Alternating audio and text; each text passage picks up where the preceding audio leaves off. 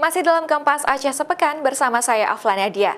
Panwasli Aceh hingga saat ini menangani sejumlah pelanggaran pemilu 2019 yang ditemukan oleh tim Panwas terutama pada saat tahapan pemungutan dan penghitungan suara. Dari sejumlah temuan pelanggaran tersebut, 2 kasus sudah berketetapan hukum atau inkrah dan berbagai kasus lainnya sedang dalam tahap proses penanganan hingga pelimpahan ke pengadilan negeri. Hingga saat ini, Panwasli Aceh mencatat jumlah temuan dugaan pelanggaran pemilu di Aceh sebanyak 208 kasus. Dari jumlah tersebut, laporan dugaan pelanggaran pemilu sebanyak 168 kasus. Dari laporan pelanggaran tersebut, 51 laporan atau temuan berupa pelanggaran administratif, 53 temuan berupa pidana pemilu, 42 pelanggaran etik. Sementara itu, dalam proses penanganannya, Panwasli menghentikan 25 kasus pelanggaran pemilu karena tidak memenuhi syarat pelanggaran pemilu.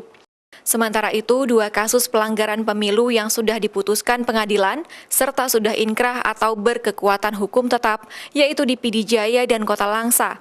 Sedangkan dalam proses pelimpahan ke pengadilan serta ke Jaksa Penuntut Umum, diantaranya Banda Aceh, Aceh Besar, dan Aceh Utara. Paling tinggi itu memang pelanggaran administrasi. Pelanggaran administrasi itu totalnya ada sekitar 51 laporan atau 51 temuan.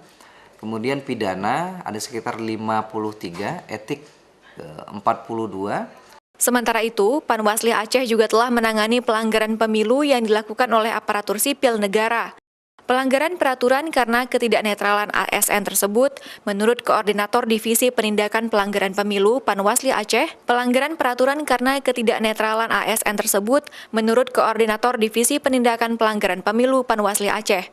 Ada 4 kasus yang sudah diserahkan ke Komisi Aparatur Sipil Negara, dan kasusnya telah diputuskan oleh KASN.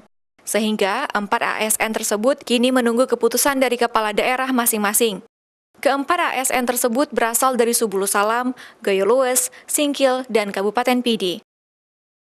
Mustajab, Kompas TV, Banda Aceh.